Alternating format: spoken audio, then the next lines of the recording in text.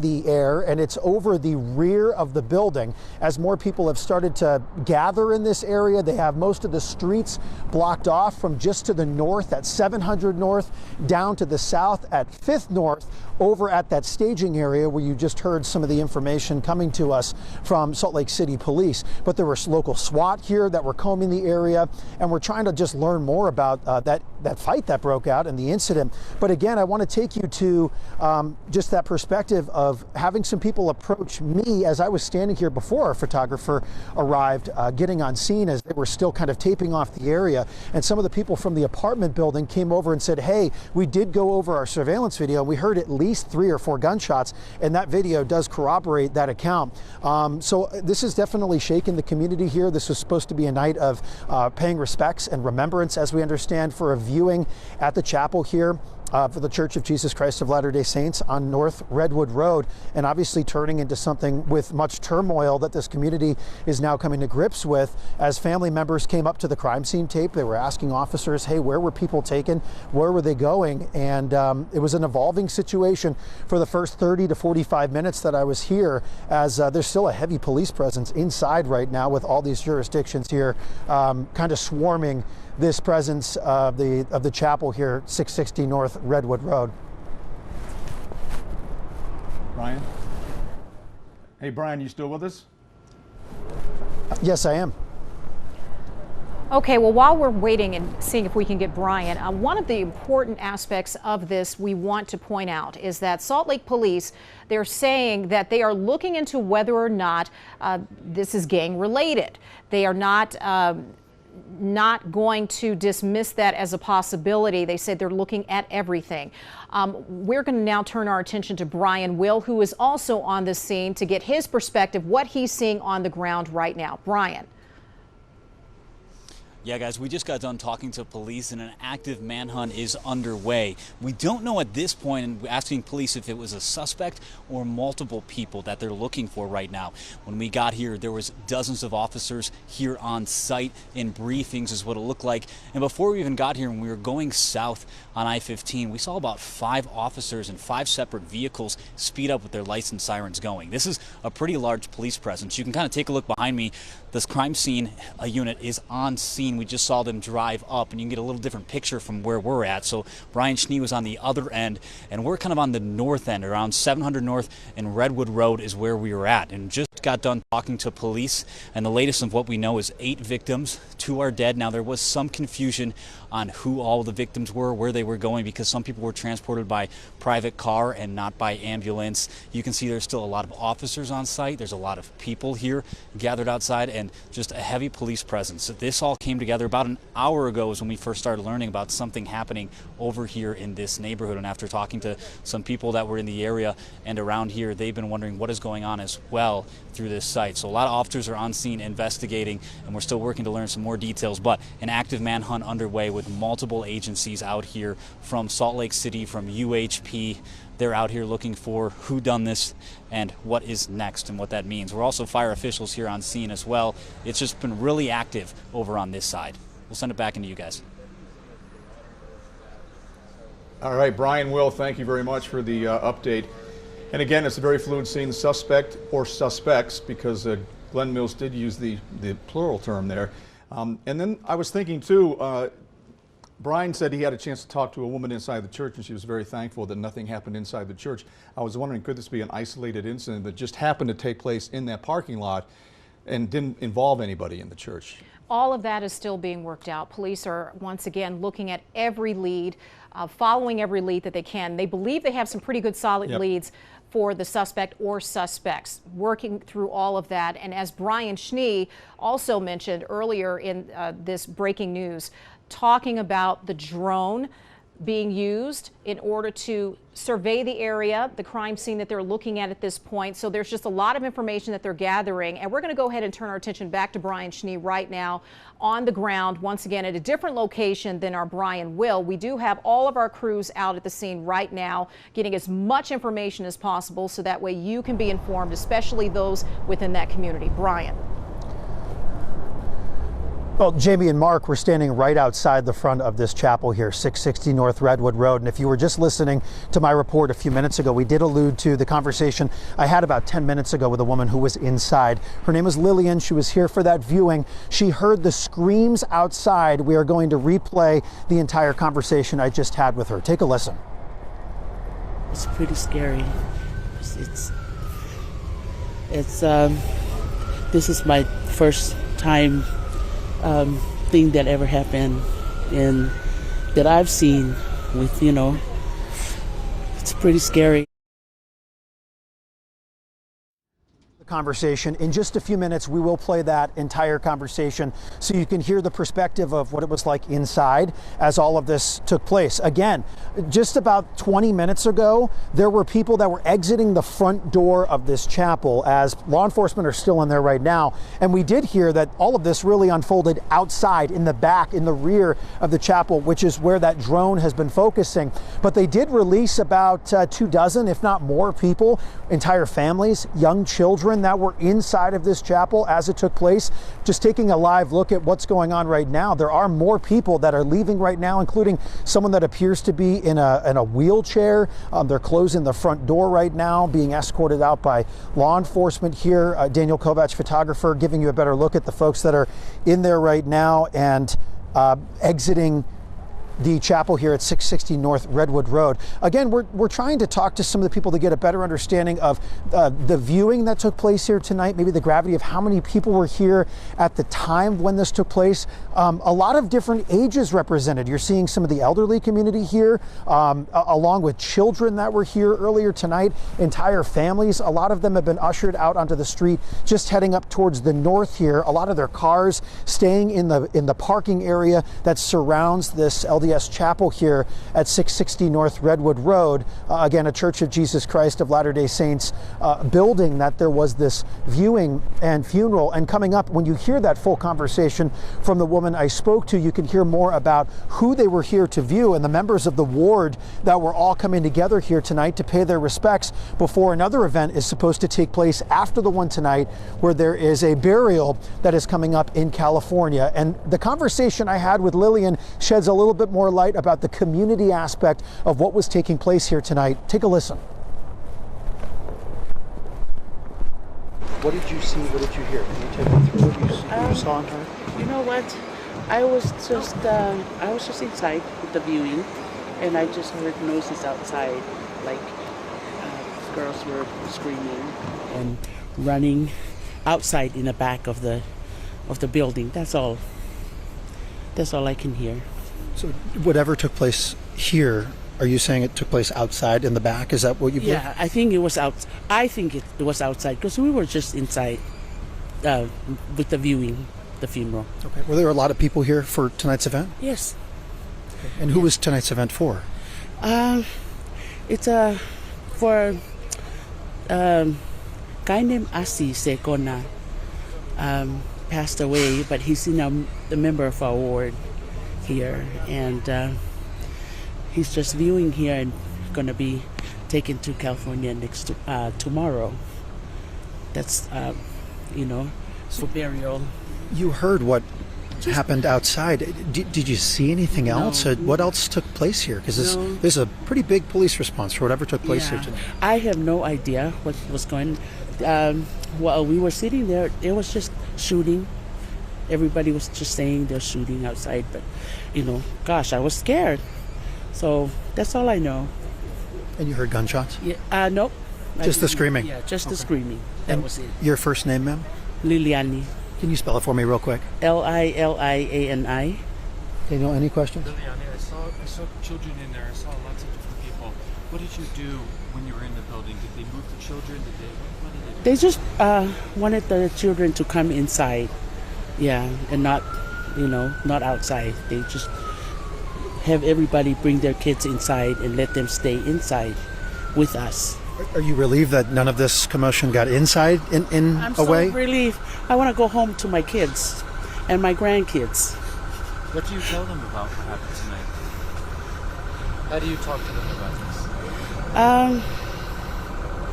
Gosh, I have no idea. It's pretty scary. It's this is my first time thing that ever happened in that I've seen with, you know, it's pretty scary. I'm still stunned. I see you composed. How do you keep that composure when something like this happens? You know what? I don't know. I'm just relieved that I come out safe. You know, I don't want my kids to worry because I know they're watching the news and everything. So I want them to know that I'm safe and gonna be walking home and hopefully nobody's over. No, just kidding. But yeah, but that's all I can tell you. There was a young woman here who looked like she was trying to find somebody who was missing, who might have been shot. Oh. When I tell you. Right now, back out live here, 660 North Redwood Road in Salt Lake City, where 8 victims total, 2 deceased from a shooting that took place in the rear of this chapel. And earlier tonight, there was a viewing taking place for a member of the community. You just heard one of the women who was inside as a part of this viewing explain who they were attending the event for tonight, and also what was going to happen next for that individual private ceremony to be taking place a couple of states away in California. Again, more families still coming out of the chapel here tonight. You're seeing entire families with young children exiting the building right now. Police have this scene relatively secure on all sides. They've had a major focus with the drone in the sky looking towards the rear of the building, where there's got to be an entire separate investigation, if you will, taking place right now. We are in the front of the building, standing in the middle of Redwood Road, along with maybe 75 to 100 law enforcement vehicles. It has thinned out just a little bit since I first got here more than an hour ago now. But we're seeing people exit the chapel after gunshots rang out. I actually just shared, if you're interested in hearing a little bit more about what this was like, I had a surveillance video just shared with me. I just posted it on my Facebook page, and you can hear at least 3 or 4 of the gunshots that rang out.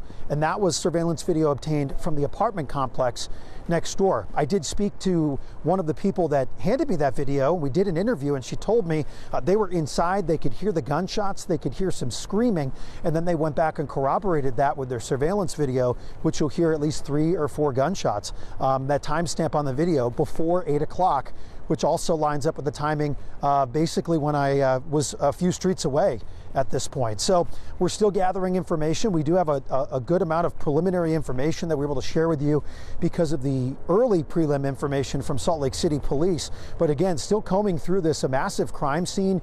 There is a dog that is coming out right now with some family members, and more people continuing to pile out of this building here at 660 North Redwood Road. Traffic is blocked, by the way, for those of you in this community, in this area. 700 North, you cannot get through 700 North to 500 North, and vice versa here, as the entire road is closed down. We're continuing to gather more perspectives here on scene. A lot of people still continuing to exit the chapel, and we'll be here with more updates as we're able to get them and more perspectives. Brian Schnee, KUTV 2 News. We'll send things back inside to you too. All right, Brian Schnee, thank you so much. And for those of you who are joining us right now on KMYU, we are simulcasting with KUTV, and just to bring you up to speed right now, we understand that 8 people have been shot, and this was during a funeral viewing that took place at a chapel which belongs to the Church of Jesus Christ of Latter-day Saints, located at 660 North Redwood Road. We're giving you a map right now to give you an idea of where this is located. Police are saying that they are looking for a gunman or multiple people involved with this particular shooting. They're saying that this shooting took place outside in the parking lot. We have been getting reports from those who are on the ground, those who may have heard some screams and seeing the police activity. They're telling us that they believe that the shooting may have taken place in the back parking lot of the chapel. We're still working more information, getting more information about that as we speak right now. We're going to turn our attention now to Brian Will, who is also on the scene, who is a part of multiple crews that we have sent out to this area to get more information for us. Brian. Jamie, we're more towards that back parking lot that you were talking about. We got a little closer than where we were before, and you can kind of see behind me, families and people are still filtering out of this church, and you can see what that back parking lot looks like. And I've been talking to people here in the back parking lot, and it's just you hear crying, you hear people reacting to this tragic news and what happened here on this scene. Some people even are neighbors that can't get to their home because things are blocked off here as well. This is a little bit closer of a perspective here, which we know the victims, the shooting happened back there in that parking lot. We've seen some of the crime scene and some people back there working this scene, a lot of law enforcement, and just a lot of people that just left the church and are just reeling with what just happened back here. So, you know, this is a big scene. There's a lot of things going into this. We're hearing that police drone behind us. Randy's showing you kind of what this looks like from this perspective on the back side of the church with families that have walked out just now. We're hearing that more and more people are being released from the church as time goes on back here, and this is what that scene looks like as we're getting a little closer. We're going to work to talk a few more people and find out a little more information on this side. This is that north side around 700 North and Redwood Road, the back side of that church. We'll send it back to you guys. All right. Thank you very much. And one thing that seems like it could be a good thing is that it doesn't seem like anybody in the church was hurt tonight. Now, we do have the 8 victims, 2 dead, 3 critical, 3 unknown because some of them were taken in private vehicles to the hospital. But again, if you're just joining us on KMYU, this all transpired just before 8 o'clock tonight. And the calls came in of shots being fired in the area, and it appears that it occurred in the back parking lot of the church. There was a funeral going on there at the time, but it looks like everybody in the church is okay because most of them, it looks like they've been let out and are going back to their cars or trying to walk to their homes because it doesn't appear that anybody in the church was shot. But we don't know if what happened outside the church had anything to do with some people that were maybe in the funeral but were outside. We just don't know. And that's something that police are looking into now, whether or not this was gang related. They're also following leads as far as suspect information, the vehicle that the suspect or suspects may have gotten away in. They are looking at all areas right now. They also have roads that are blocked at this point that you will not be able to have access to because of the intense police investigation and search happening right now. 500 North, 700 North, Redwood Road, extending to the Jordan River.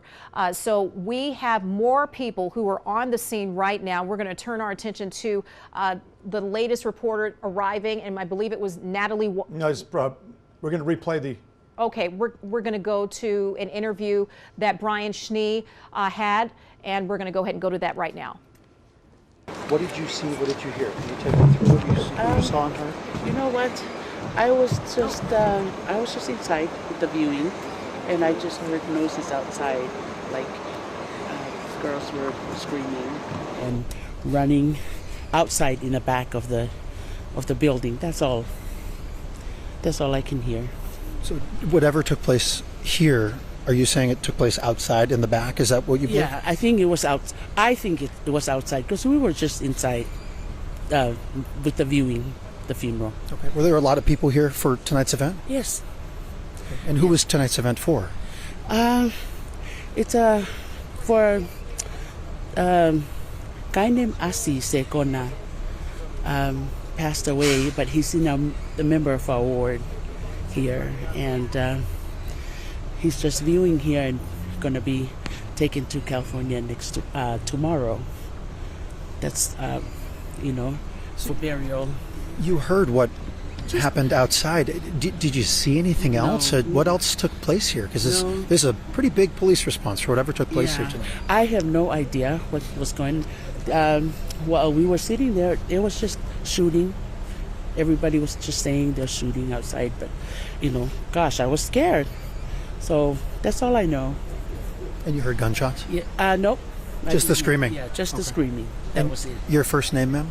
Liliani. Can you spell it for me real quick? Liliani. Daniel, any questions? Liliani, I saw children in there. I saw lots of different people. What did you do when you were in the building? Did they move the children? What did they do? They just wanted the children to come inside. Yeah, and not outside. They just have everybody bring their kids inside and let them stay inside with us. Are you relieved that none of this commotion got inside in I'm a way? so relieved. I want to go home to my kids and my grandkids. What do you tell them about what happened tonight? How do you talk to them about this? Gosh, I have no idea. It's pretty scary. This is my first time thing that ever happened, and that I've seen with, it's pretty scary. I'm still stunned. I see you composed. How do you keep that composure when something like this happens? You know what? I don't know. I'm just relieved that I come out safe. I don't want my kids to worry because I know they're watching the news and everything. So I want them to know that I'm safe and I'm gonna be walking home and hopefully nobody's over. No, just kidding. but that's all I can tell you. There was a young woman here who looked like she was trying to find somebody who was missing, who might have been shot. Oh. When I tell you that, how does it make your heart feel? So sad. So sad because when I heard the gunshot, my heart ached, Could have been one of my kids, But it's just, I don't know. I'm very scared that I'm going to have to walk home and leave my car here. I didn't know it was that big until I got here and see all these cars. Pretty scary. Thank you. I'm glad you're safe. Thank you. Look at all those cars. The interview that Brian Schnee was able to get, that was a woman who was inside the church at the time that the shooting broke out outside. She said she didn't hear the gunshots, but she heard people screaming out in the parking lot. We also didn't talk a whole lot about the suspect or suspects who are still on the run tonight. Police said they did get some pretty good leads on the car, and they have tips and other leads that have been coming in of people that may have known the suspects. So one of their big things now is to try to find whoever was responsible for this tonight, and they do have a lot of officers out getting information and looking. So, but we just want to make sure you know that the shooter has not been caught yet tonight. And they also say that there are some people who may not be able to get access to their homes because of the police presence and the perimeter that they have set up for the investigation. And this area stretches from 500 North to 700 North Redwood Road, extending to the Jordan River. One of the big questions here is with this fight that broke outside of a chapel, it was outside of a chapel of the Church of Jesus Christ of Latter-day Saints. There was a funeral, a viewing that was going on inside of the chapel at the time. It's not clear if this was gang related or if there may have been people that may have been coming for this viewing and somehow got into a fight with some folks outside of the chapel. That's still unclear at this time. It's not clear if there are one or multiple suspects in this particular shooting, but we do know that there are multiple victims in the shooting taken to the hospital. Police have not confirmed if there are more people that are potentially shooting victims, simply because some of the victims were taken by private vehicles to the hospitals. They're working to get that information. We have multiple crews that are on the scene right now, also gathering information as far as what they heard, what did they see, how do they feel. All of that we are gathering. Also, we have retired police officer Chris Bertram, who is also joining us by Zoom right now. We're going to go ahead and turn our attention to him to get his perspective on this particular scene, what it takes for officers to gather information of this magnitude in order to figure out who's responsible for this and how to move forward. Chris, can you hear us? Yes, I can. Thank you for joining us. What are your thoughts looking at this, getting the information? What are officers doing at this point?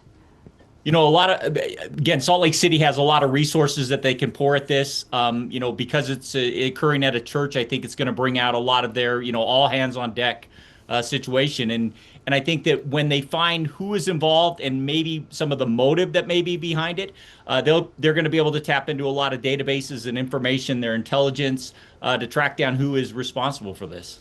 Yeah, Chris, that's what's going on right now, of course, the search for a suspect or suspects. And we also don't know if this was in any way related to the church. Nobody inside the church was hurt. We don't know if there were people outside the church that may have been a part of it or got caught in some of this gunfire.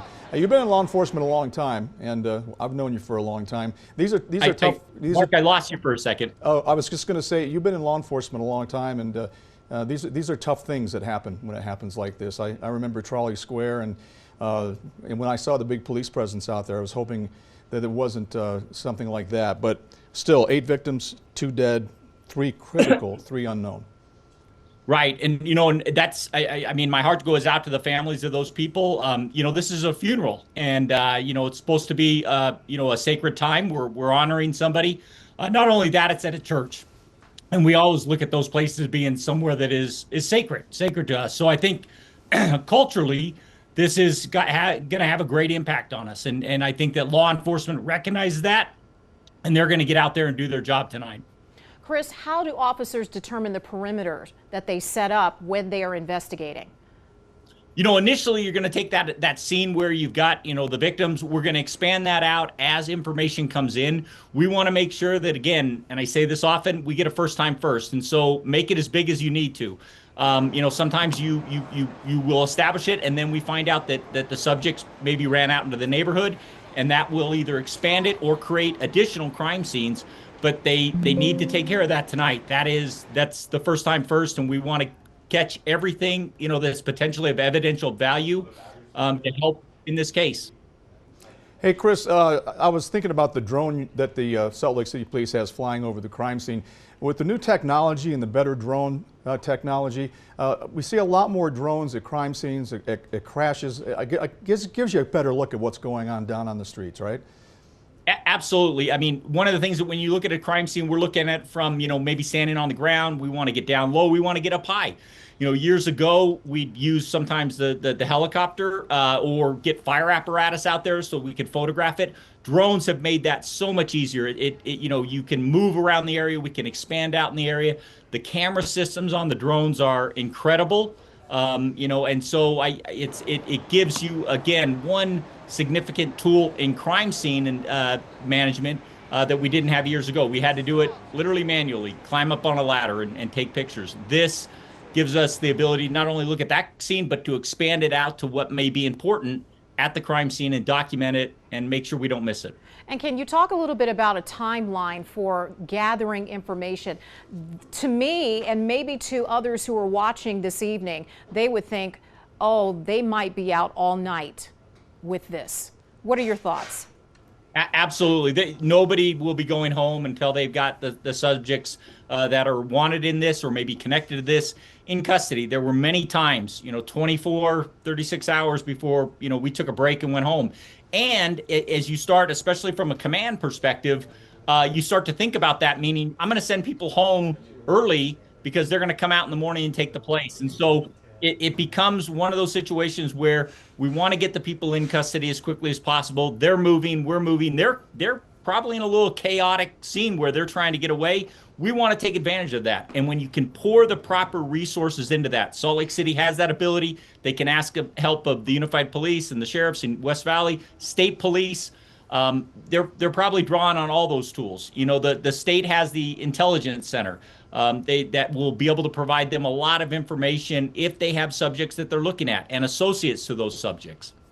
Hey, Chris, we talk about technology. Our Brian Schnee was able to listen to a Ring doorbell, the sound from it, and he heard at least 4 shots. And I'm sure police are canvassing the neighborhood. There was an apartment complex just across the street, and they're probably looking for any bit of information because they did say tonight that this person that would do something like this is a dangerous individual. And they also said, you know, we want to get him off the streets, he or she, whoever perpetrated this, get him off the streets as quickly as possible. But with Ring doorbells and everybody's got a cell phone these days, there's probably a lot of information that police don't know about yet, but they might find out about it tomorrow. Right. And, you know, several things. One, you know, detectives are going to be out knocking on doors, finding out who has cameras. They're going to expand that area out to where maybe the subject fled so they can get cameras of that.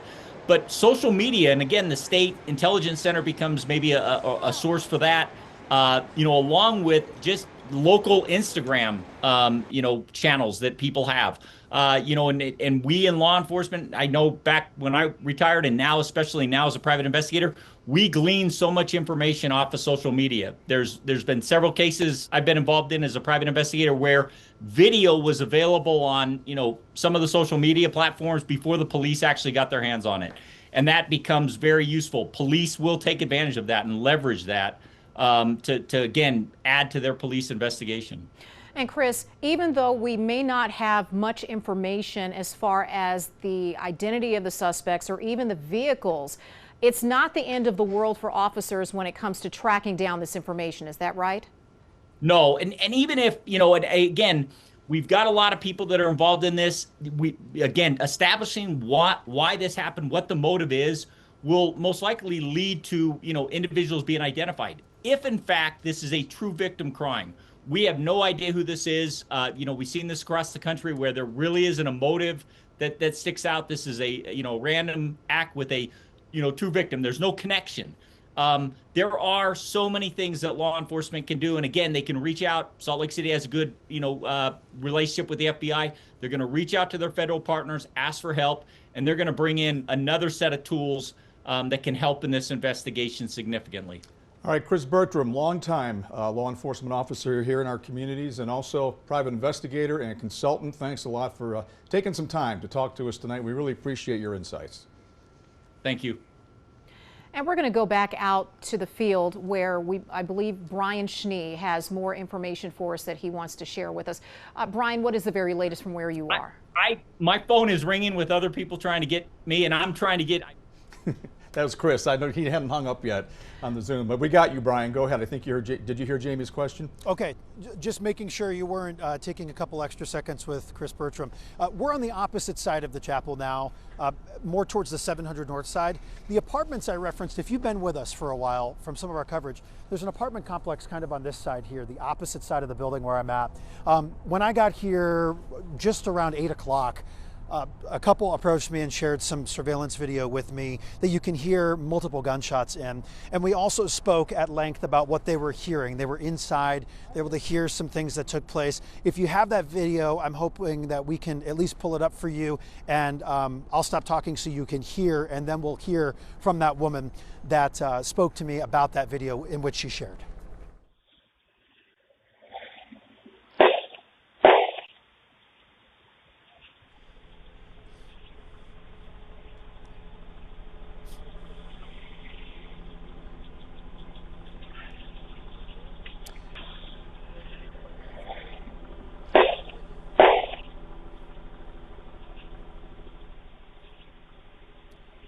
So again, you hear the multiple shots, about 3 early on and then the 2 towards the tail end.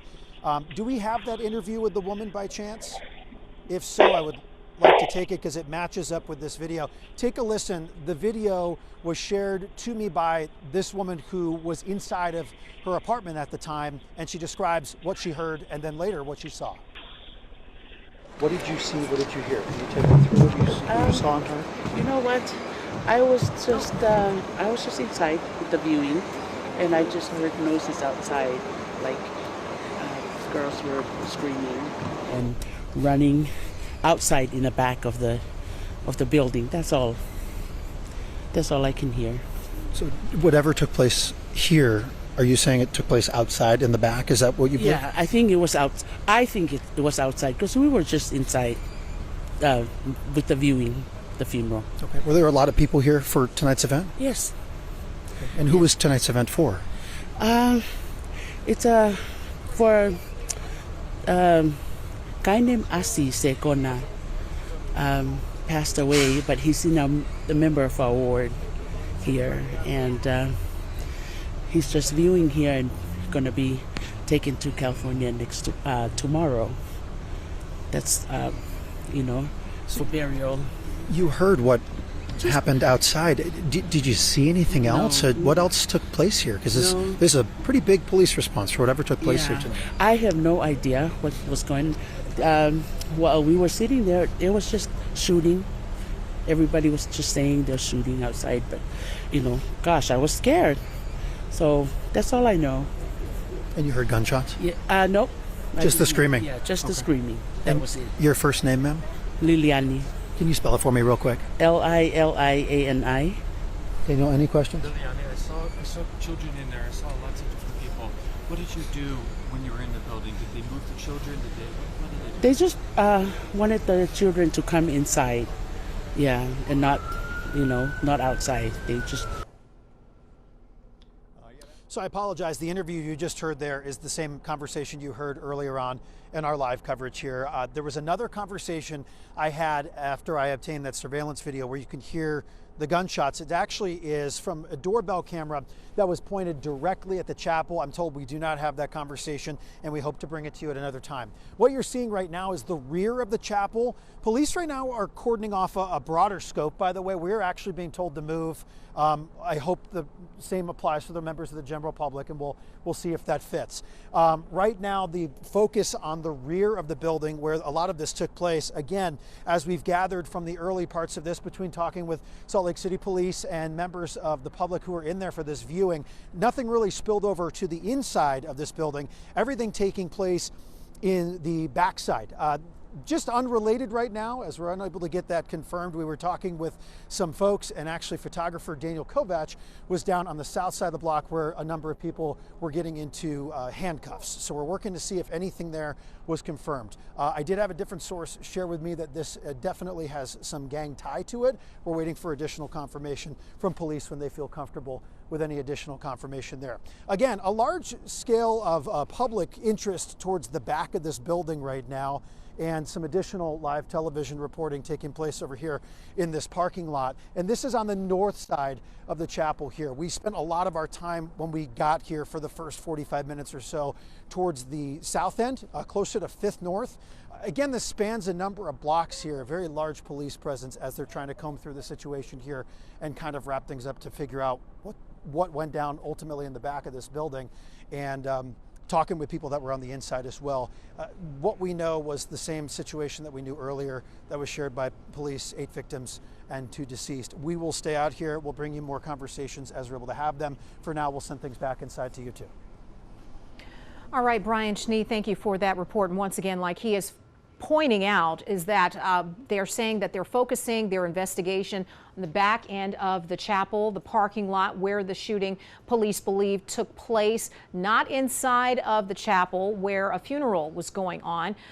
8 victims at this time, 2 dead, and you have others who are either in critical or unknown condition at this time, and still working to get more information about if there are even more victims, because some of those victims, according to police, were actually taken by private vehicle to the hospital. Right now, we're going to turn our attention to Brian Will, who is also live on the scene, to get the very latest from him where he is right now. And actually, we are getting word that there are some technical challenges right now in getting Brian Will. So as we were sitting here talking about the latest information, the fact that there are people that are curious bystanders that are watching this investigation unfold, there is a large police presence, as you see. Another vantage point from the ground from one of our photographers on the scene. Once again, as this investigation continues, they are still looking for the shooter or shooters. There's not much information as far as a suspect description, the vehicle that was used when the suspect or suspects got away from this scene. Police are looking at solid leads. They are telling us that they are confident that they should have information soon. In the next few minutes, we are expecting an update from police, and we also have another reporter on the scene, Natalie Wattis. We're going to be hearing from her here in just a few minutes. You know, if it was gang related, Salt Lake City has a gang department, and they also work with other agencies. So if they get a tip about something and it comes into Salt Lake, but let's say maybe the tip came from somebody in Murray, they'll all work together. All these gang units work together, try to get names, try to get addresses. But they're not saying specifically that it was gang related, but it's starting to look more and more like it might have been. And multiple agencies involved. This is an emotional live picture that you are seeing here of those who are in embrace, one person comforting another. Obviously, they know information as far as someone who may have been seriously injured in the shooting. We are still waiting to get more information from one of our reporters. Once we get that information, we are about 4 minutes away from our news briefing with police. At this time, we are getting word that Brian Will is standing by for us, so we'll turn things over to him right now. Brian. Hey Jamie, we are on the backside of that church, and they just put up this crime scene tape. We were on the other side of it here as they were letting people out on this side, but you can just see the amount of people that have gathered out here, families, relatives of these victims. And we've been talking to quite a few people out here, some of them neighbors, some of them family, just coming out to support one another. A few of them don't want to go on camera, obviously very emotional on this scene here. Neighbors and friends and family, even a member of the church came out just to support them here. So we're already seeing people coming out, neighbors helping each other, and just really being there in this time of reeling from this tragedy. We heard from some people that suspect it was gang related, that some witnesses and some people that were there at the church, they heard about the funeral and that they said they think it might have been. Now, it did happen in this back lot. So right now, from what we know, latest from police, it wasn't inside the church, it was in that back lot where that shooting happened, and there are investigators back there right now still looking at this scene and investigating and trying to figure out what's going on. Above us, we can hear a helicopter. We've heard a drone earlier, so it's still a heavy police presence. They're still kind of mapping out this area and what they're closing off to investigate this crime scene. Jamie and Mark? All right, Brian Will at the scene, and it's still a very active scene with a search for suspects or a suspect in connection with this shooting. And we did see that scene of the two people comforting themselves and with hugging themselves. So information might be getting out now that maybe some names have been released of some people who may have been killed in this tragedy tonight. But again, 8 victims, 2 dead, 3 critical, 3 unknown. And we just don't know. We just don't know what started this. Was it an outside fight? Or was it people that had the new people inside for the funeral? Yeah. We don't know. It all happened right outside that area. So, you know, hopefully when we get that briefing, Jamie, we're expecting a briefing coming up with the very latest information, and we're in place to try to get that. So they may have some new information about the suspect or suspects, or they may have some new information about what exactly happened in that parking lot. And we spoke with Chris Bertram not too long ago, maybe about 10-15 minutes ago, talking about why the crime scene perimeter may expand or it may actually get smaller, but in this case it is expanding because he says that there is a first time to make sure that you get as much information as possible. And so it looks as if, based off of what Brian Will is sharing with us, that they have expanded the crime scene where investigators are going to be combing through areas to get as much as they can, whether it be shell casings, whatever evidence was left behind from that shooting, they're going to get all of that. And of course, eyewitnesses getting their information, as well as making sure that the area is secure, because once again, they are on a manhunt right now, looking for whoever's responsible for this shooting. Once again, here in less than about a minute or so, we are expecting a live news conference, an update from police on exactly what they have found, the very latest, whether or not they have a description of the suspects or the vehicle, and what they can share with us as far as the progression of the investigation, how long roads are going to be closed or blocked off, because there are some people, according to reporters that we have on the scene, that are not able to get home right now because of this. Yeah, and it's a 2 full block crime scene right now. 2 full blocks from 5th North to 7th North off of Redwood, and they also said, Jamie, they extended it down to the Jordan River. So that tells you that they're going to keep a pretty big crime scene open, and they're going to look for any clues they can find. Shell casings, did somebody throw out a gun?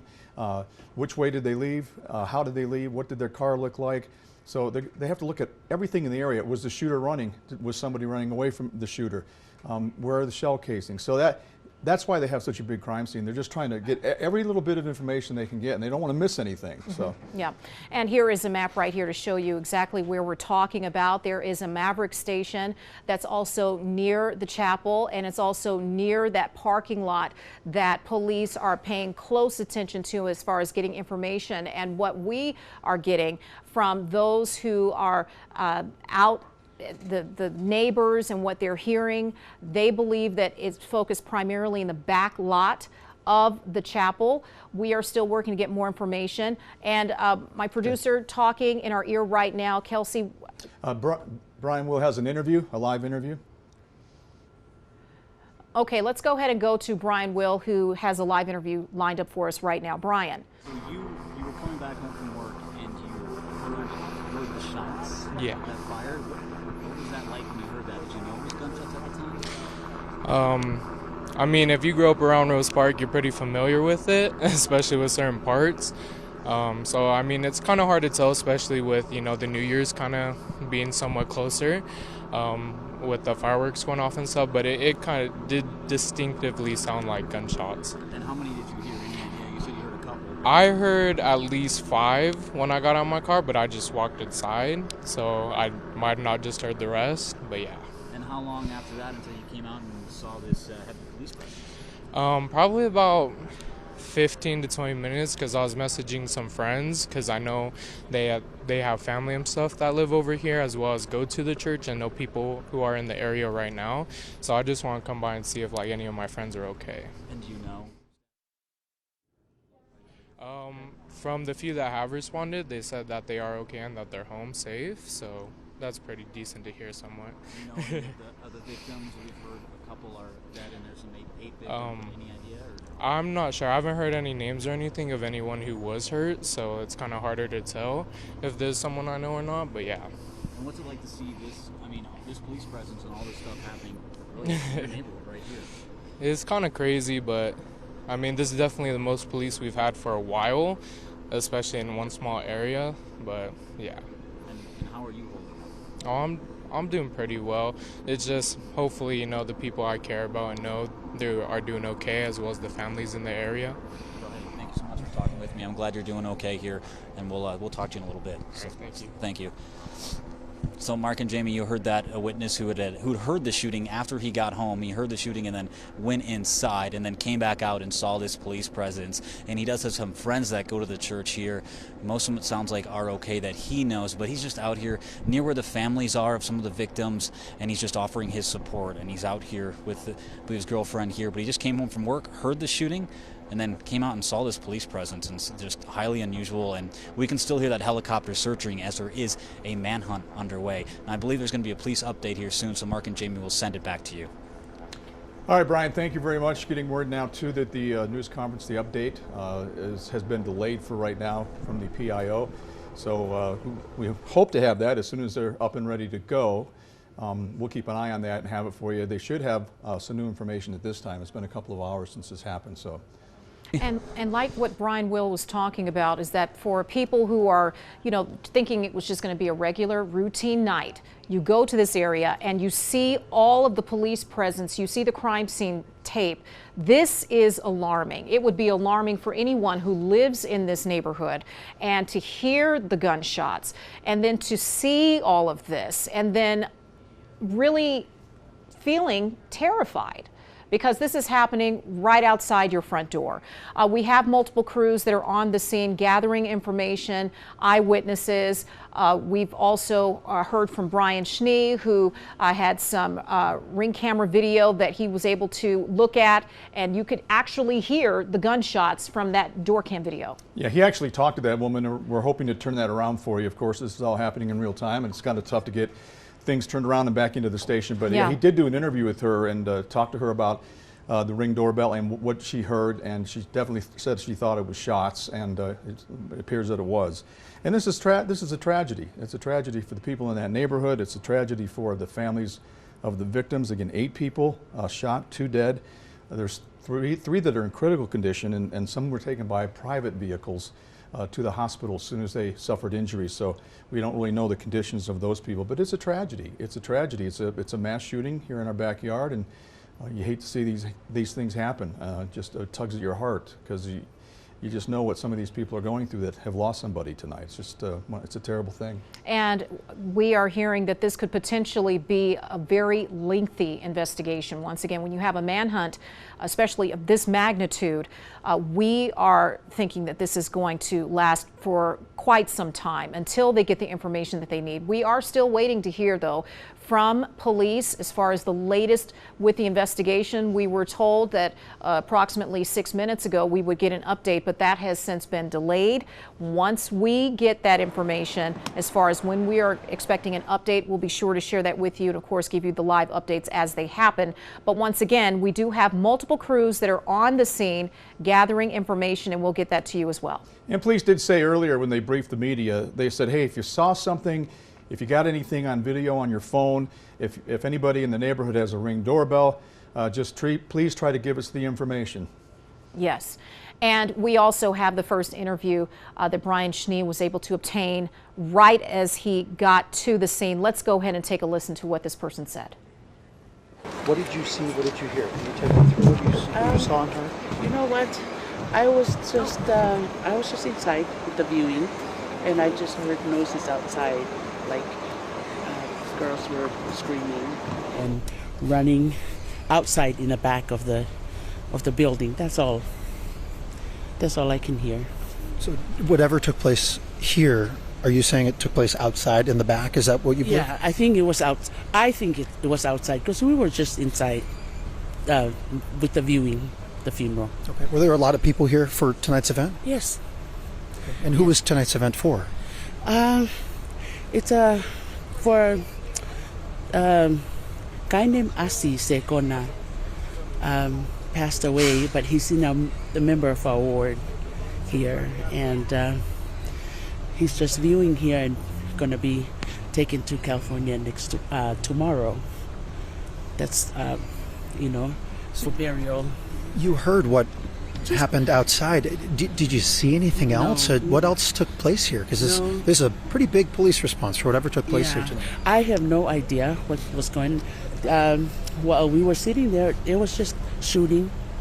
Everybody was just saying they're shooting outside, but gosh, I was scared. So that's all I know. And you heard gunshots? Yeah. Nope. Just the screaming? Yeah, just the screaming. That was it. Your first name, ma'am? Liliani. Can you spell it for me real quick? Liliani. Daniel, any questions? Liliani, I saw children in there. I saw lots of different people. What did you do when you were in the building? Did they move the children? What did they do? They just wanted the children to come inside. Yeah, and not outside. They just have everybody bring their kids inside and let them stay inside with us. Are you relieved that none of this commotion got inside in I'm a way? so relieved. I want to go home to my kids and my grandkids. What do you tell them about what happened tonight? How do you talk to them about this? Gosh, I have no idea. It's pretty scary. This is my first time thing that ever happened that I've seen with, it's pretty scary. I'm still stunned. I see you composed. How do you keep that composure when something like this happens? You know what? I don't know. I'm just relieved that I come out safe. I don't want my kids to worry because I know they're watching the news and everything. So I want them to know that I'm safe and I'm gonna be walking home and hopefully nobody's no, just kidding. but that's all I can tell you. There was a young woman here who looked like she was trying to find somebody who was missing, who might have been shot. Oh. When I tell you that, how does it make your heart feel? So sad because when I heard the gunshot, my heart ached. Could have been one of my kids. But it's just, I don't know. I'm very scared that I'm going to have to walk home and leave my car here. I didn't know it was that big until I got here and see all these cars. Pretty scary. Thank you. I'm glad you're safe. Gosh, thank you. All right, a little update here for you. Brian Schnee did go over and talk to a woman who had that Ring doorbell, and she shared the video with Brian, and you can hear the shots in the video. We can play that for you, but we also have the interview. This is what she told Brian about what she heard, and then she showed him the video, and they watched it together.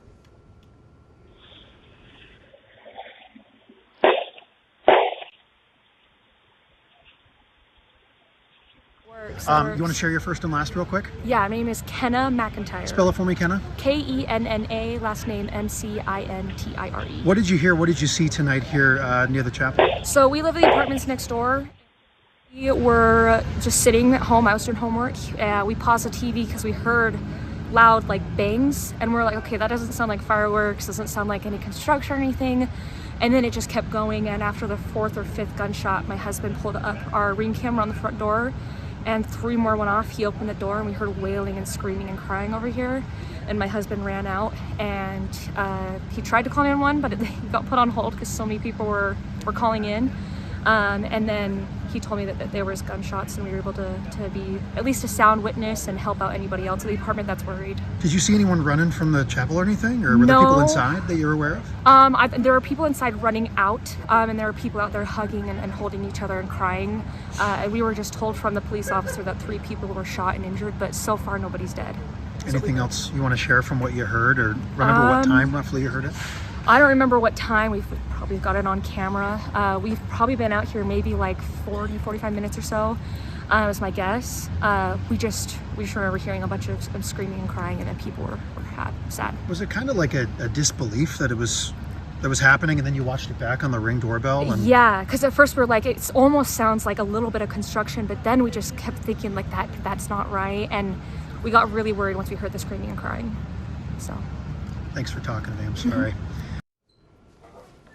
All right, that's that interview that Brian Schnee was able to get with Kenna. Kenna was across the street from the scene, and after they heard the shots, husband pulled up the Ring doorbell to see what they could see on it, and you can clearly hear about 5 shots, and she mentioned there might have been 3 more that didn't make the tape on the Ring doorbell, so could have been more shots, but pretty good interview about what she heard, but she didn't see much from across the street. She didn't see anybody running from the scene. All they did is hear the gunshots, and she said they wanted to stay in the house and stay safe.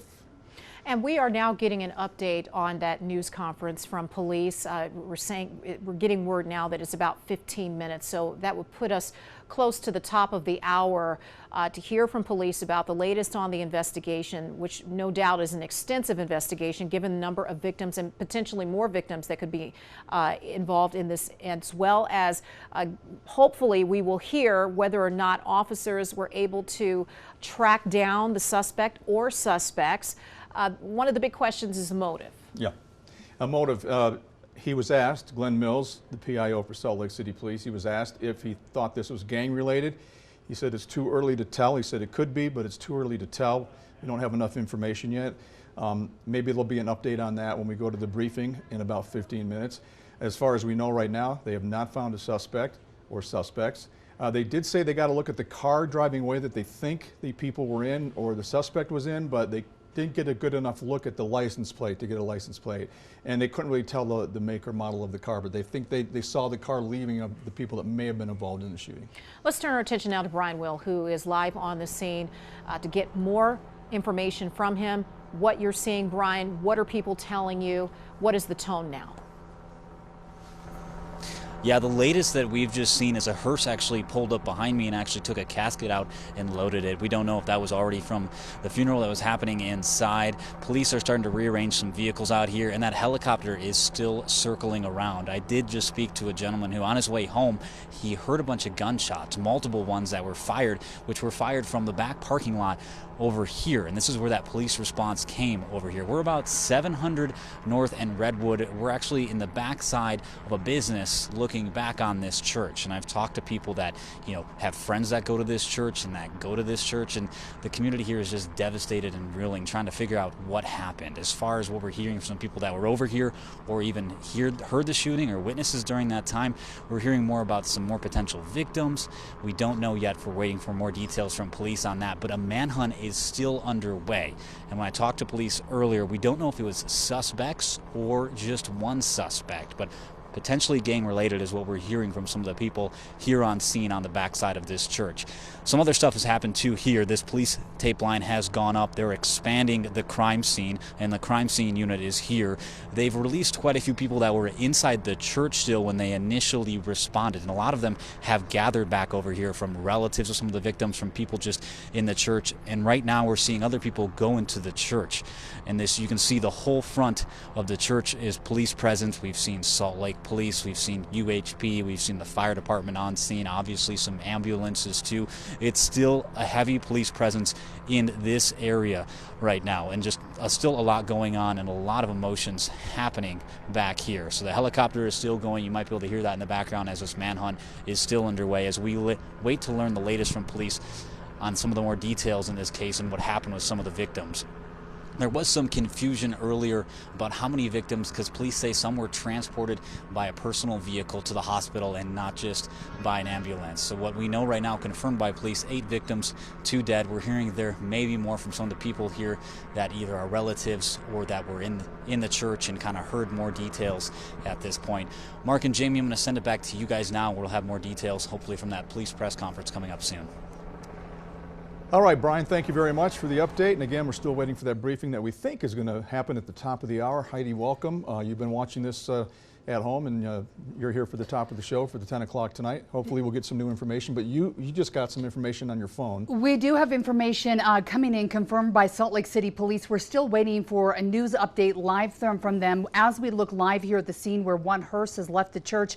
We are being told by Salt Lake City Police 2 people were killed, at least 6 more have been injured, and of those 6, they say 3 of those are in critical condition.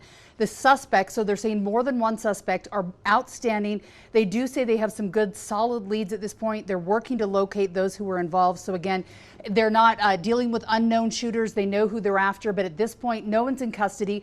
I have been looking online where people have been saying, oh, I saw someone arrested, or I saw them in handcuffs, or they've got their suspect. That is not the case. Salt Lake City Police just in the last 5 minutes saying suspects are outstanding. And again, a very serious scene here. That's why you're seeing such a significant police presence. And on the hearse, in an earlier interview, that body is the body of the person that was there for the funeral tonight, and that body is supposed to be flown back to California tonight, but they had to wait to get the hearse out of the chapel because of all the vehicles and the crime scene, but they were trying to make a flight to get that back to his family so he could be buried in California. When you're thinking about a funeral or a viewing as you're seeing at the church tonight, obviously an overly emotional time already for the families and friends that are coming to mourn. On top of that, now a mass shooting. You never want to see that when you have it here in our home state of Utah. We're all feeling it, and especially just 1 week into the new year. Yeah, and regardless of circumstances, you hate to see anything like this happen. Of course, we'll get some new information about all this, but yeah, like you said, Heidi, this happens in our backyard, and you hate to see it. And there's going to be some families grieving tonight because they lost loved ones. So, gun violence in Salt Lake City. That's right. Brian Cheney has been live since this happened, out of the scene at the LDS Church House where this happened. And we want to go back to him with the very latest information he's gathering there. Brian. Well, Heidi, we've got the preliminary information that you just mentioned, the 2 deceased, and there was a 3rd person that I've been able to confirm through a different source that independently took themselves, we believe, to another hospital that was also in the possibility of being in critical condition. So I believe when we have that update, which is just out of my eye purview across the corner here at 7th North and Redwood, that we'll have a better indication maybe if those numbers, unfortunately, with the lives that were involved in all of this outside of the chapel in the rear of that building has adjusted or changed. But again, not much in terms of fluidity, in terms of things changing here, other than the fact that we're actually seeing more police officers leave. This was a massive response. I was leaving KUTV around 7:45 tonight, and when I was on I-15, I had basically lights and sirens going by me in both directions, and eventually gathered really quickly which LDS chapel this was at, which was 660 North Redwood Road. And when I got here, we had somebody that approached me with that surveillance video, which the timestamp on that video was just about 7:50. I'm not sure if it's off by a few minutes. The first video I took on my phone was about 2 minutes after that, and that was the first ambulance leaving past me further south on Redwood Road by the 201. So as we kind of go through the timing of all of this, that was the first ambulance, and then I saw a second and a third, all 3 leaving the area in code with lights and sirens. So as we learn that preliminary information of the 6 injured and then the 2 deceased, we're waiting to see if some things change here. However, that surveillance video is very telling. I spoke to a couple here that lives in the apartment buildings that is on the opposite side of the chapel from where I'm standing right now. So right now I'm facing 7th North. My back is at 5th North. The apartments are on the opposite side of that chapel and actually have the vantage point of part of the rear of the building.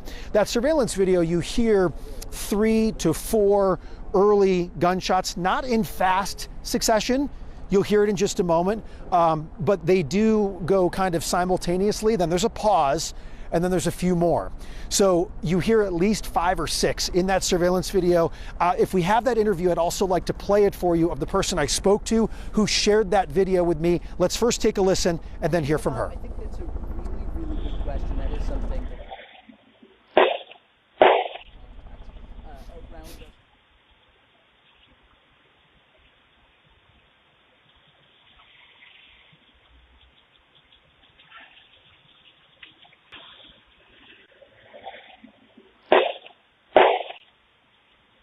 around Works. You want to share your first and last real quick? Yeah, my name is Kenna McIntyre. Spell it for me, Kenna. Kenna, last name McIntire. What did you hear? What did you see tonight here near the chapel? So we live in the apartments next door, and we were just sitting at home. I was turning the TV because we heard loud like bangs, and we're like, okay, that doesn't sound like fireworks, doesn't sound like any construction or anything.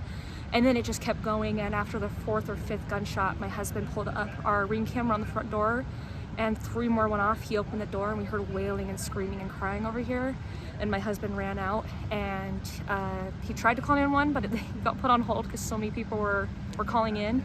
And then he told me that there was gunshots, and we were able to be at least a sound witness and help out anybody else in the apartment that's worried. Did you see anyone running from the chapel or anything? Or were there people inside that you were aware of? There were people inside running out, and there were people out there hugging and holding each other and crying. We were just told from the police officer that 3 people were shot and injured, but so far nobody's dead. Anything else you want to share from what you heard, or remember what time roughly you heard it? I don't remember what time. We've probably got it on camera. We've probably been out here maybe like 40-45 minutes or so, is my guess. We just remember hearing a bunch of screaming and crying, and then people were sad. Was it kind of like a disbelief that it was happening, and then you watched it back on the Ring doorbell? And... Yeah, because at first we're like, it almost sounds like a little bit of construction, but then we just kept thinking like that's not right, and we got really worried once we heard the screaming and crying. So. Thanks for talking to me. I'm sorry. So very difficult for that conversation with the woman who actually lived in the apartment building on the opposite side and shared that surveillance video with us. And again, you could hear, can't see much, you could hear the 3 to 4 gunshots early on. And then after a brief pause, you hear another 2. And she shared what she heard initially, which was the 3 victims. Again, this interview that we just shared with you was from about 90 minutes ago. A lot has changed. The information we're expecting to hear from police in a briefing here, maybe in about 10 minutes, could also be very different than what we had in terms of the preliminary information about 45 minutes to an hour ago. But just kind of painting the picture of what happened from there. At that point, I was on the opposite side of the building from where we are right now. Family members were running up saying, hey, my so-and-so is inside. Are they okay? Officers were telling family members, who is your so-and-so? I'm using just kind of a paraphrase. Oh, we took them to X hospital. So at that point, those ambulances that I had witnessed leaving this area had already been transporting a couple of the different victims from the shooting that took place behind the chapel to area hospitals. Now, after that, the additional officers continued to show up as time has gone by. Actually, the amount of officers has thinned out that we saw here. But we also learned the information that there were 8 total victims and then 2 deceased. This was a viewing for a member of the community. There were a lot of families inside. After I had that conversation with the woman who shared the surveillance video, we started to see about 10 to 15 minutes later, people in terms of families, young children, funnel out of that building, which is just over here. Daniel, if you could kind of pan in by these flashing lights. The building, we were pushed back about 30 minutes ago, by the way. Our perspective was a little bit different. We were straight on to the chapel and seeing a little bit more of the work to share with you. But again, there was a steady stream of people coming out. Some were weeping. Some were just kind of in shock. Some of them wanted to speak with us. Some politely declined. Some not so politely declined. Very emotional and kind of an uneasy situation because this was meant to be a memorable evening to celebrate a life and mourn together as a community. And instead, as you heard from Lillian, the conversation we've shared with you a number of times tonight, if you've been with us over the course of the last hour and a half, this was for a member of the community. This was for family members to come together. And there were a number of people that were coming out of that building that were just full families, young children, members of our elderly community that were in wheelchairs. So this was something that members of this ward, specifically that Lillian mentioned to me, had come out and meant to celebrate the life of a member of this community, which will also be celebrated tomorrow, as I'm told, in the state of California. We did see a hearse leave here about 10 minutes ago. The hearse, presumably, as we would think, carrying the individual that was for this funeral service or from this viewing here at the LDS Chapel tonight. So again, we are still waiting to get some information in terms of an update from Salt Lake City Police. I do want you to know there's a couple other developing pieces to this. Obviously, from 7th North to 5th North, traffic in the area has still been just stopped. You cannot move through. Crime scene tape completely surrounding this neighborhood. There's a massive focus on the backside of the chapel. That is where, of course, the situation took place. Photographer also showing a couple people that were in custody. We are going to plan to hear from Salt Lake City Police right now. If they are ready, let's listen in. And I'm told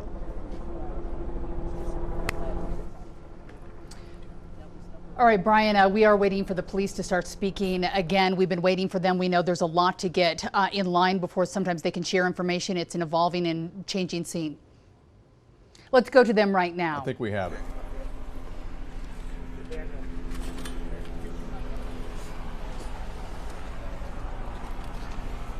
Peter, you got me? Peter?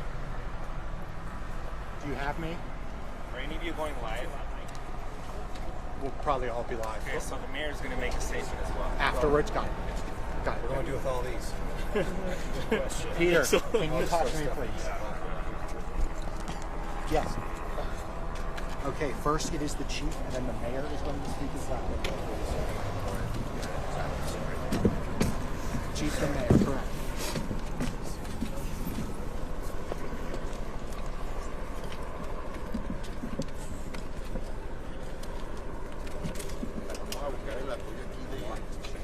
Got it. Whatever works. Yeah, it doesn't look good.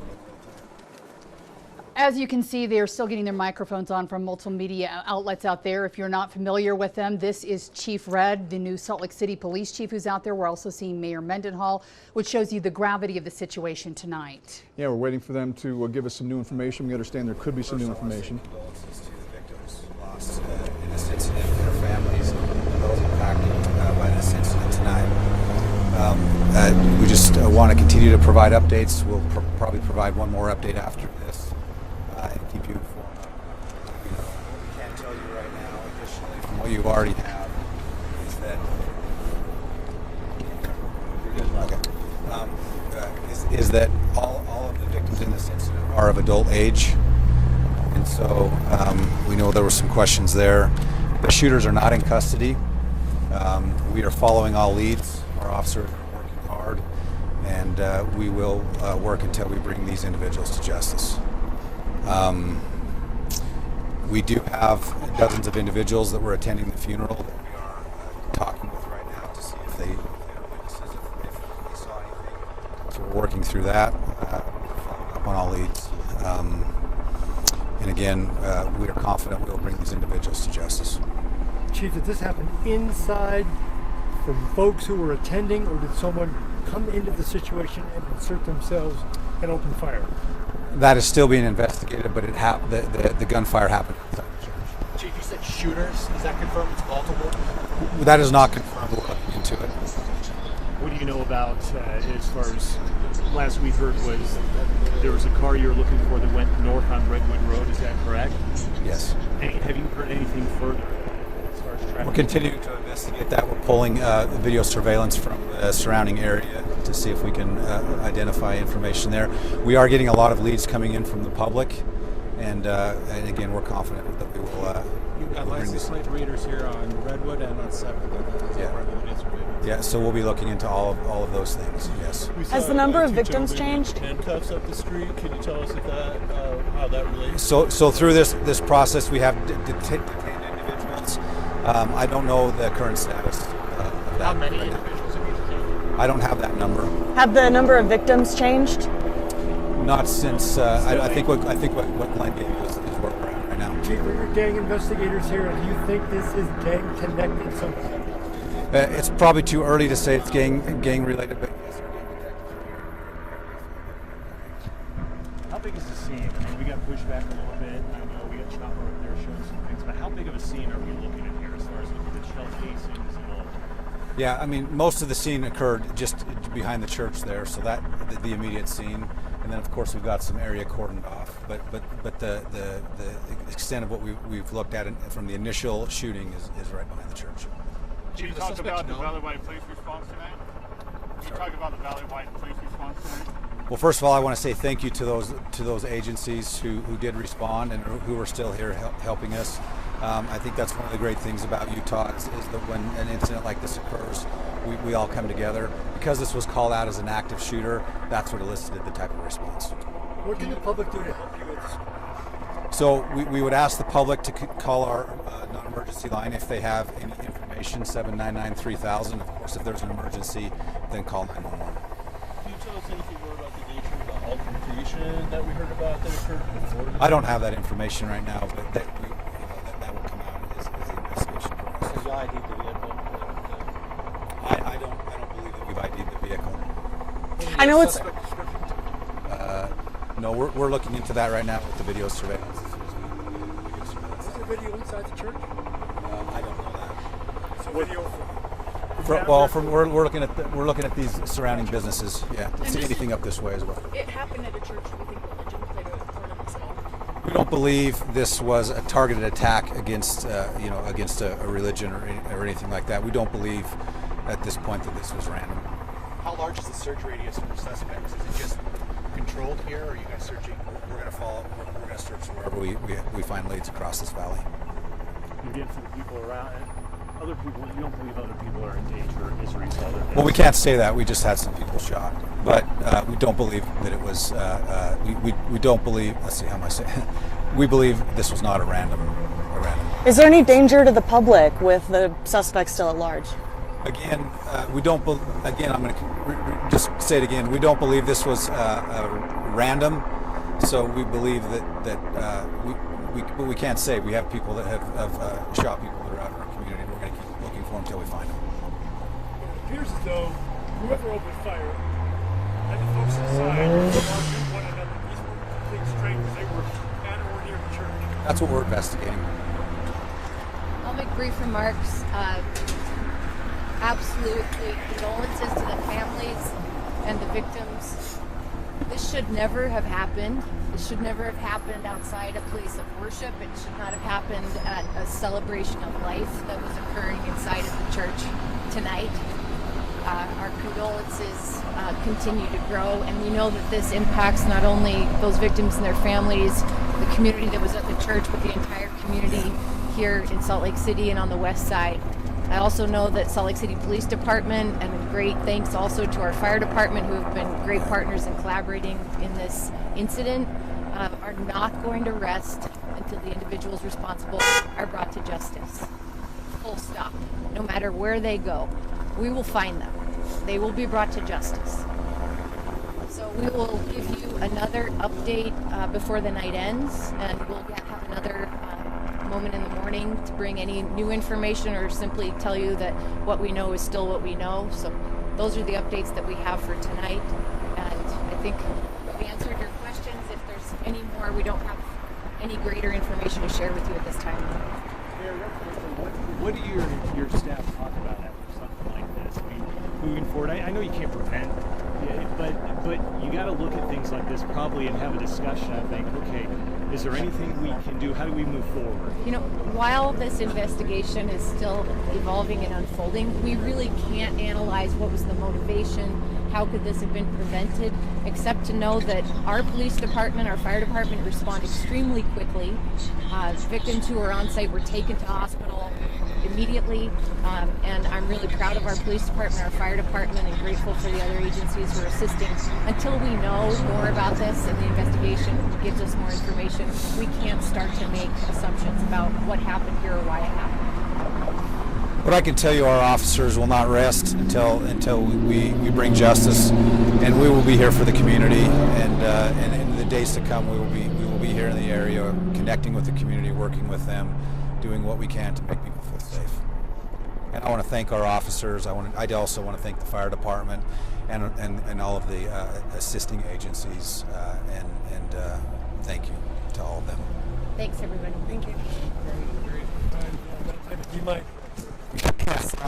Did he say that all of the All right, you're watching 2 News at 10 tonight. Our continuing coverage of this mass shooting that occurred in the back parking lot of an LDS church here in Salt Lake. We do know that 8 victims, 2 dead, 3 in critical, and 3 unknown, only, Heidi, because they were put in private vehicles and taken to different hospitals. So.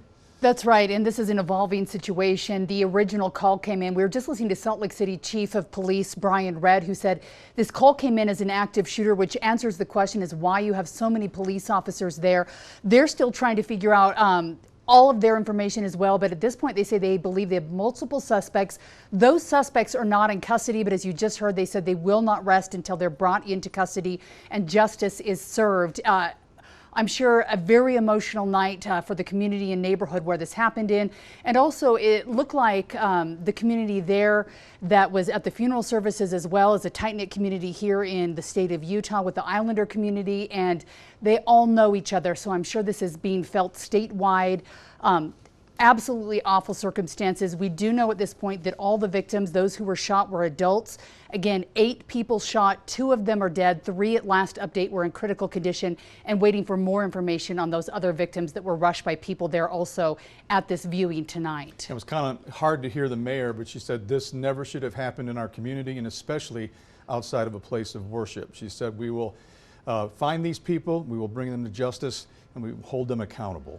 There have also been questions tonight, many online asking if this could be targeted against the church. This comes just after that shooting in September at the Grand Blanc Church House in Michigan, where we saw a shooting there, the church set on fire. But at this point, they're saying they do not believe that this was targeted towards the religious community in any way, but they do believe it was a targeted shooting where they were after specific people. And that's why they have fairly good leads at this point on who they're looking for in the terms of suspect. Not targeting the church, but it was not a random act. So. Absolutely. We want to check in with Brian Cheney, who's been on live on scene since this first call came in of the active shooter.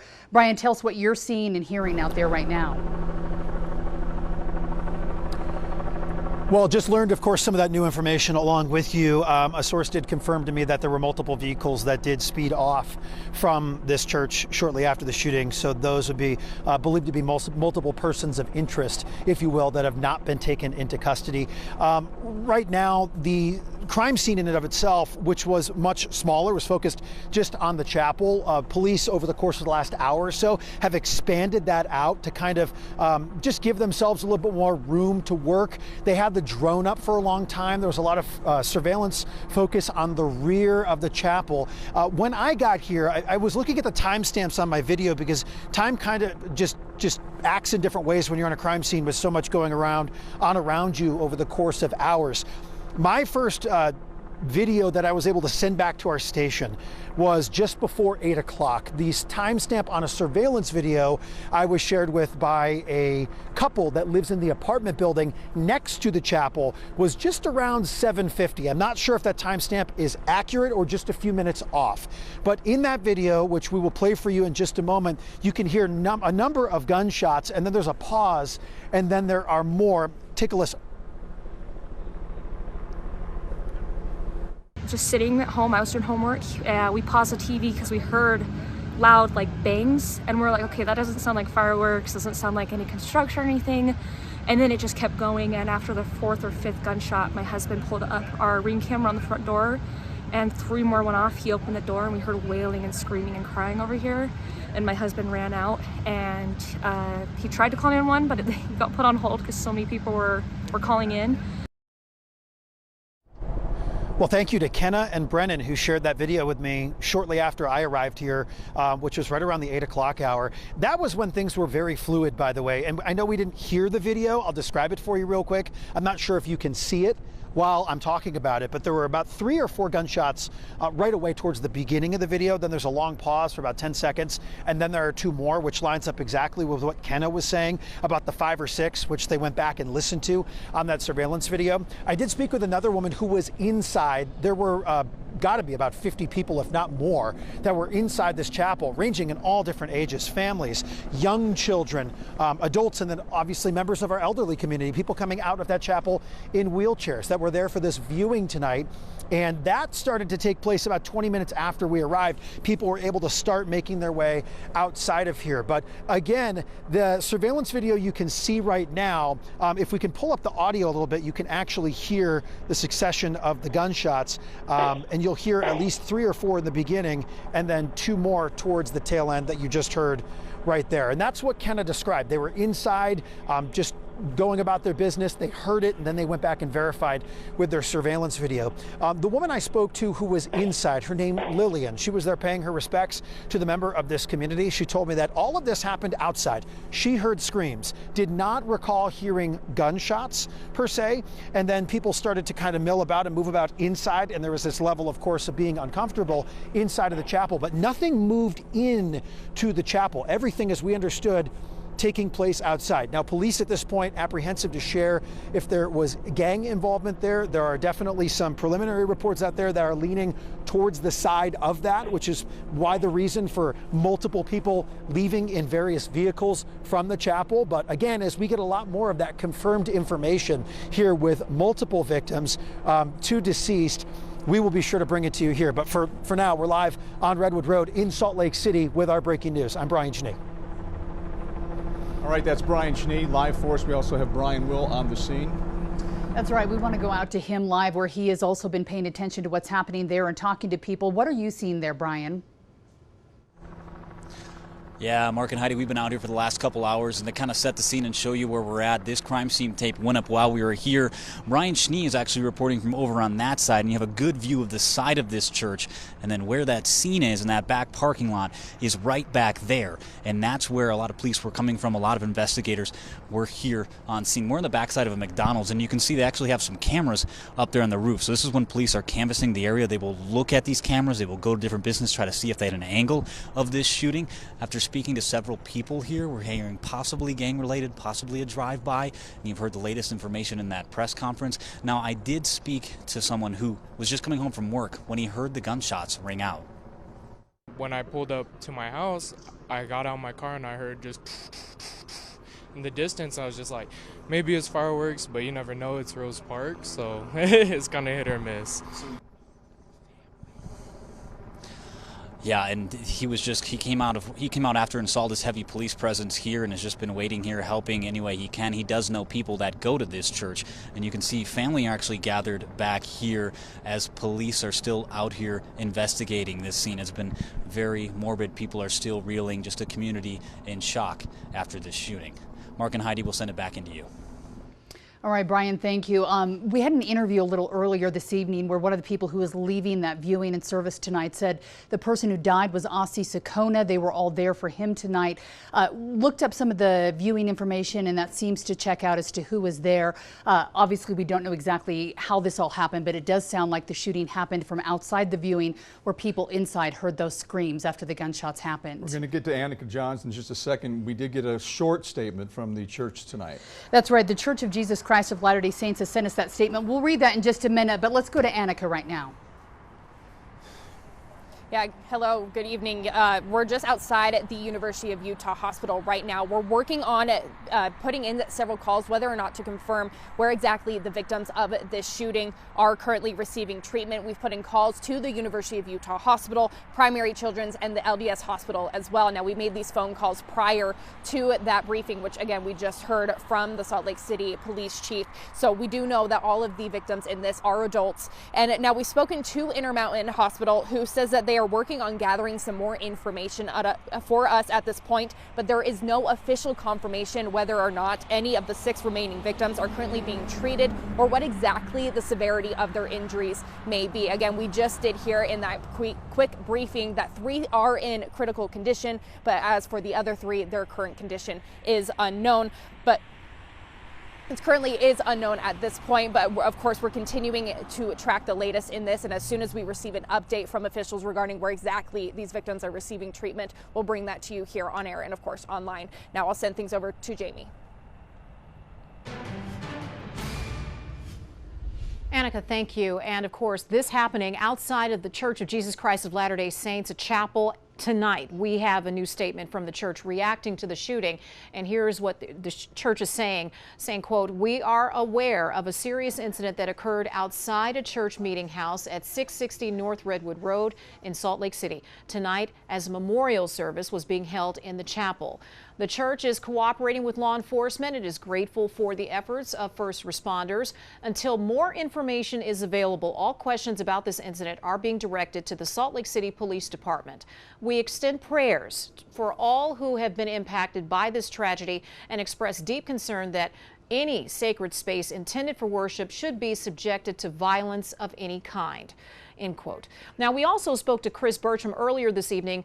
He has extensive experience in law enforcement, now private investigator. He shared his thoughts on this shooting happening outside of the church.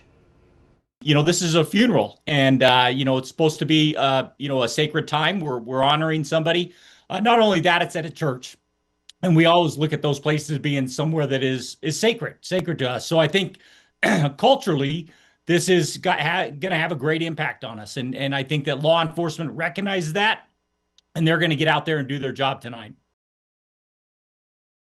Very long night for those investigators. We will continue to follow this story and bring you the very latest. On the live desk, I'm Jamie McGriff. All right, Jamie, thank you very much. Again, continuing coverage, this incident happening right around 8 o'clock earlier this evening. That's right. We do know that there are 8 victims. If you're just joining us right now, 2 are dead, 3 in critical condition.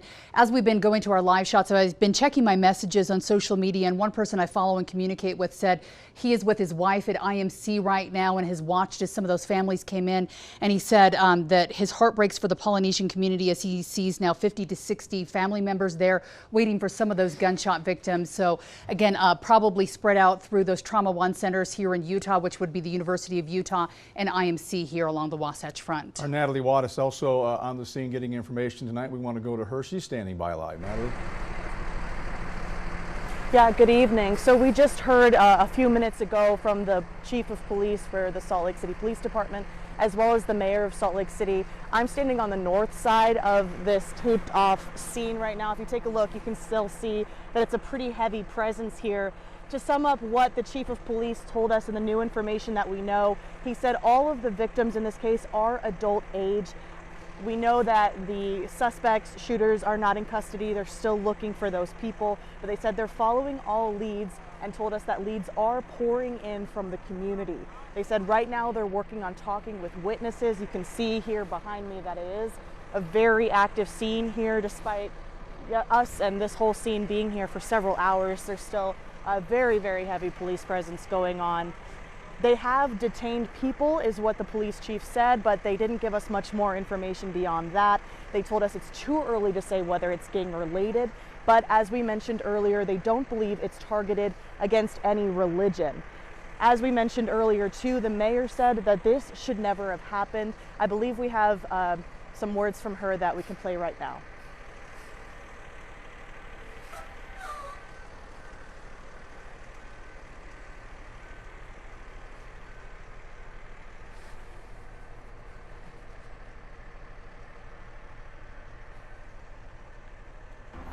Brief remarks. Absolutely condolences to the families and the victims. This should never have happened. This should never have happened outside a place of worship. It should not have happened at a celebration of life that was occurring inside of the church tonight. Condolences continue to grow, and we know that this impacts not only those victims and their families, the community that was at the church, but the entire community here in Salt Lake City and on the west side. I also know that Salt Lake City Police Department, and great thanks also to our fire department, who have been great partners in collaborating in this incident, are not going to rest until the individuals responsible are brought to justice. Full stop. No matter where they go, we will find them. They will be brought to justice. So we will give you another update before the night ends, and we'll have another moment in the morning to bring any new information or simply tell you that what we know is still what we know. So those are the updates that we have for tonight, and I think we've answered your questions. If there's any more, we don't have any greater information to share with you at this time. What do your staff talk about after something like this? I mean, moving forward, I know you can't prevent, but you got to look at things like this probably and have a discussion. I think, okay, is there anything we can do? How do we move forward? You know, while this investigation is still evolving and unfolding, we really can't analyze what was the motivation, how could this have been prevented, except to know that our police department, our fire department respond extremely quickly. Victims who are on site were taken to hospital immediately, and I'm really proud of our police department, our fire department, and grateful for the other agencies who are assisting. Until we know more about this and the investigation gives us more information, we can't start to make assumptions about what happened here or why it happened. And that sentiment that you heard the mayor share about not resting until these people are brought to justice is one that we also heard the chief of police echo. They both sent their condolences out to the community. And again, we are told that we're going to be hearing more information and getting another update this evening and again tomorrow morning. So we will continue to be here on scene and bring you that information when we know it. But Mark and Heidi, I'll send it back to you. All right, Natalie, thank you very much. The families affected, that's going to be tough tonight. Yeah, a lot of families. And as you see, there's still large police presence out there. This is a multi-jurisdiction event. That means that we've got probably all along the Wasatch Front jurisdictions helping out in this. I was actually dropping my kids off at the airport when I saw a bunch of police headed towards the scene when this happened. I got home, realized how serious this was and came in.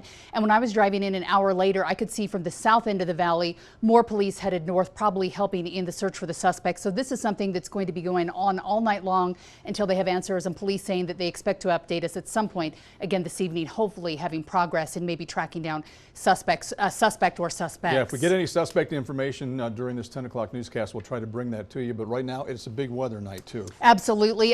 Possibly snow moving in. We want to talk to Chase right now, who's tracking the storms and what we can expect tomorrow morning.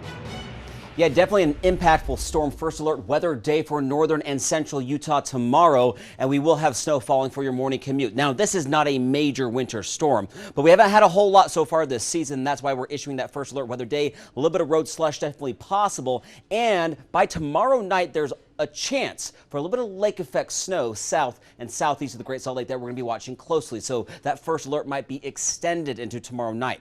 Winter weather advisories are out for the entire Wasatch Range, but also some of our valleys of central and northern Utah for your Thursday, including the Salt Lake Valley. There is the cold front. It's already entering northwestern Utah. Ahead of it, we've had a little bit of valley rain and mountain snow. Snow level sitting about 6,000 feet, but they're going to be coming down to the valley floor by tomorrow morning. You can see that rain beginning to change to snow. That's that colder air pushing through Box Elder County. Right now, the Wasatch Front is dry, but we're starting to see some light returns on radar just north and west of Tremonton. So that cold front continues to stay to our north and to our west at midnight. Some spotty showers in northeastern Utah. Then the cold front hits most of us right around 3 to 4 a.m. That's the latest timing of the cold front. We might have rain initially, then maybe some frozen ice pellets or grapple, and then a change over to snow as that colder air pushes in along that frontal boundary. The snow fills in, especially southeast of the Great Salt Lake, for your morning commute at 8 a.m. We might be dry Ogden northward, but for areas, again, to the south and east, it could be a little snowy out there with reduced visibility. The snow will last a few hours, showers pushing to central and southern Utah, but notice by the noon hour, we're not going to see as many snow showers. Things could be wrapping up by the afternoon. Still some light snow through central Utah and some widely scattered showers in eastern Utah tomorrow evening. If we have moisture in play and not the drier air and colder temperatures moving in, there's a chance for some lake effect. Right now, it looks like the best chance could be south of the Great Salt Lake and maybe even southeast. We're going to be watching it. I do think Tooele Valley has the best chance over the Oquirrh and maybe the west side of the Salt Lake Valley Thursday night into early Friday morning. And then we're dry, hopefully, for your Friday morning commute. But it will be chilly as we wrap up the work week. So here's how much snow we're going to see. Again, not a ton, 1 to 3 inches for most of our valleys of northern Utah. If you add Thursday night and Friday morning for those lake effect areas, we could see maybe another 1 to 3 inches on top of that. For the mountains, though, of northern and central Utah, 6 to 16. Mountains of southern Utah, 4 to 8. I-15 from Nephi down to Cedar City, 1 to 3. And for our friends out in eastern Utah and southwestern Wyoming, dusting to an inch if you're lucky, maybe locally higher totals. Temperatures, right now, we're dry. We're in the mid to upper 30s, but once that cold front moves in, Overnight lows will drop into the upper 20s and low 30s, so it gets chilly out there.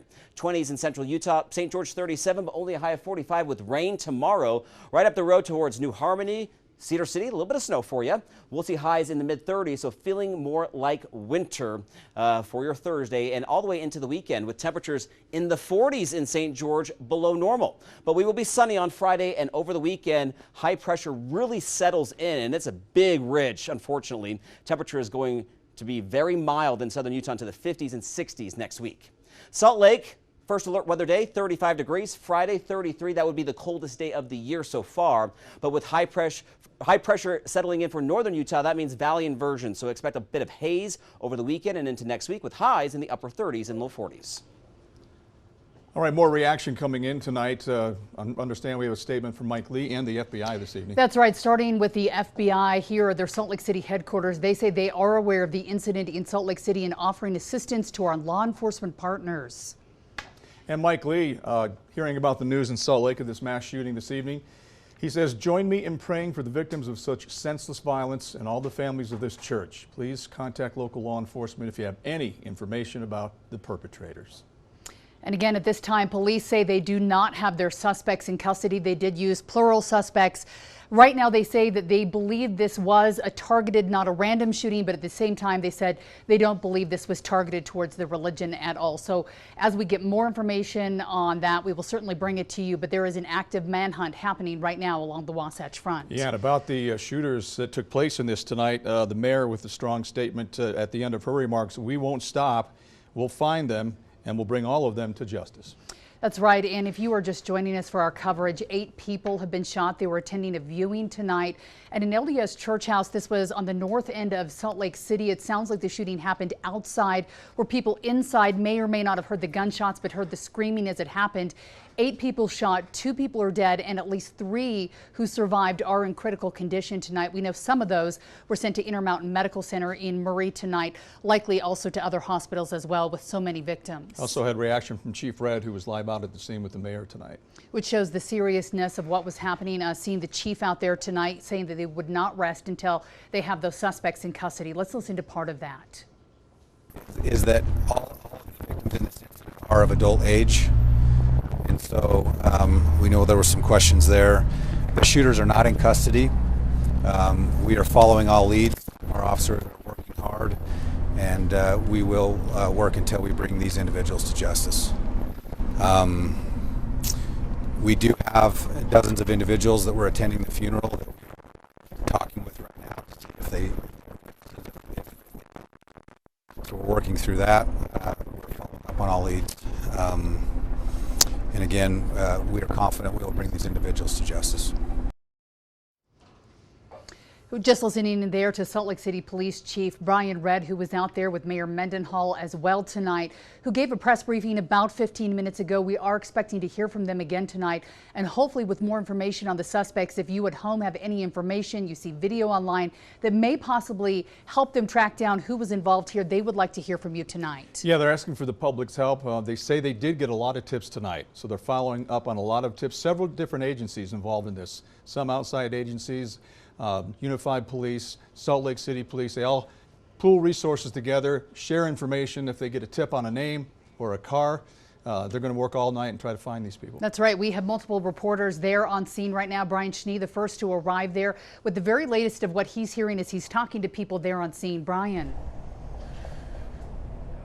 Well, at this point, we're trying to gather any new information we can. A very fluid scene here, as you may imagine. Hearing some additional information regarding some injuries and trying to get those confirmed with Salt Lake City Police, who's been doing a very good job at being able to keep us updated here. Sorry, we have a lot of law enforcement coming and going through the crime scene tape area, and we've been trying to do our due diligence to make sure they can make it through to what they're doing.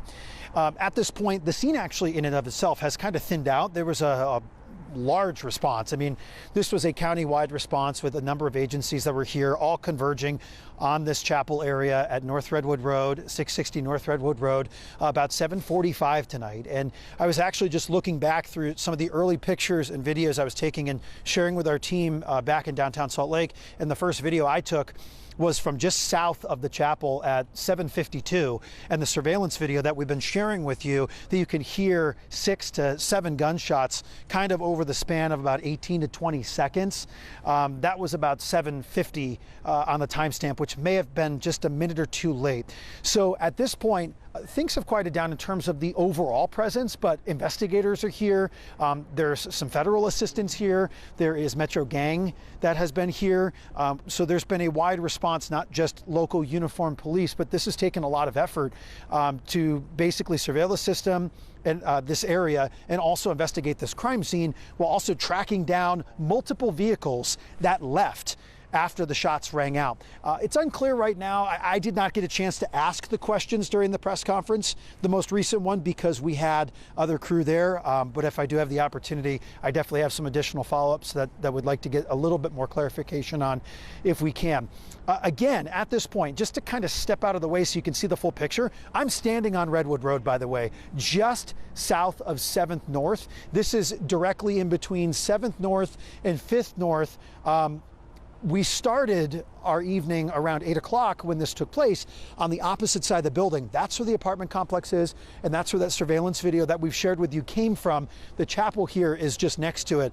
Just about 8:30 or so, there was just a stream of viewing goers, if you will, or funeral goers that came out of the chapel. And we've learned, obviously, since with multiple updates from law enforcement that a lot of the, if not all of the victims, we heard the number was 8 with 2 deceased, all of the victims appearing to be adult age. But what was really kind of startling to me, especially as a father of a young child, is seeing all of the children and their families and the elderly members of this community funnel out from that viewing. And these were families that were in there that were going through this situation. So as we learn more information, we'll be sure to bring it to you. But for now, live in Salt Lake City on Redwood Road, outside of the chapel, 660 North Redwood Road, I'm Brian Cheney. Back inside to you. All right, Brian, thank you. As you heard there, we have FBI, state, local law enforcement, also the Metro Gang unit on scene there. They have all the moving pieces there to help them hopefully track down those suspects as soon as possible. Yeah, and you heard they're going to be working through the night, and they're going to be knocking on doors. They're going to be looking at surveillance video. They're going to be turning over every stone to try to find out exactly what happened and hold the people accountable. It does sound like they do have some solid information to go on and know possibly who their suspects are. So again, they said that this was a targeted shooting, but not towards the religion, which could lead you to believe this could be gang related. We're going to stay on top of this as we continue throughout the night. Yeah, complete update for you tomorrow. Don't forget the morning team, bright and early, 4:25. And always online as well.